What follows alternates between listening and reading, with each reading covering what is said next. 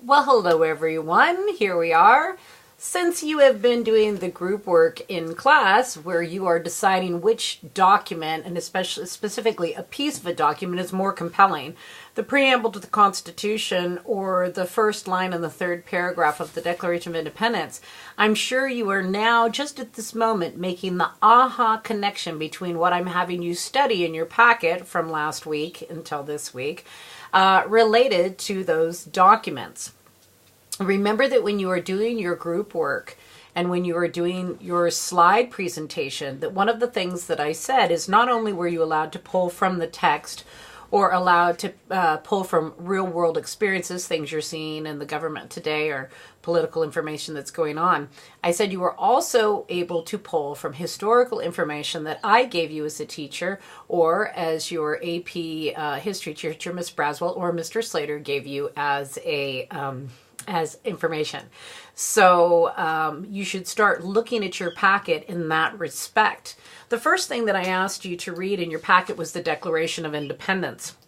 And of course it has a voice recording that you can listen to it if you want to. And you're going to see that once again, that sentence that I had in there, the Declaration of Independence, the people to alter or to abolish the government, you're going to see it now in its full paragraph. And that should give you some good background information for what you are doing in relation to your group work. Okay?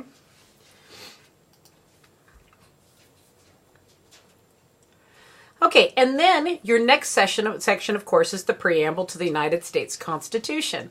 And once again, you should be connecting that to what you are about to do with your group project. So as you have been looking at these things, I'm sure now you're starting to make the connection to what's going on. So you want to make sure that you complete all of your work in these sections.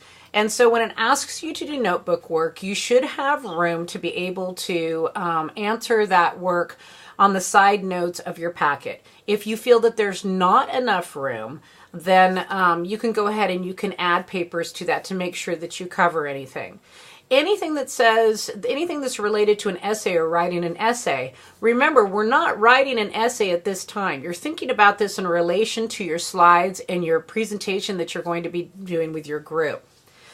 Then when you get to Speech in the Convention by Ben Franklin, remember, we already did that whole section, that whole text together. I went over every single one of how you answer the notebook, the making meaning, the language development, the effective expression. We went over all of that together. And so therefore, you don't have to do anything related to speech in the Convention by Ben Franklin, because we've already done it.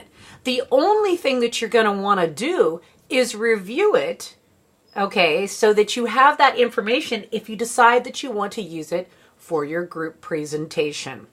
So as you can see, you guys are already prepared to do this. You're ready to go. And that's what I want you to focus on, is how you are tying your packets. The information from the packet should be helping you to make a better presentation with your group.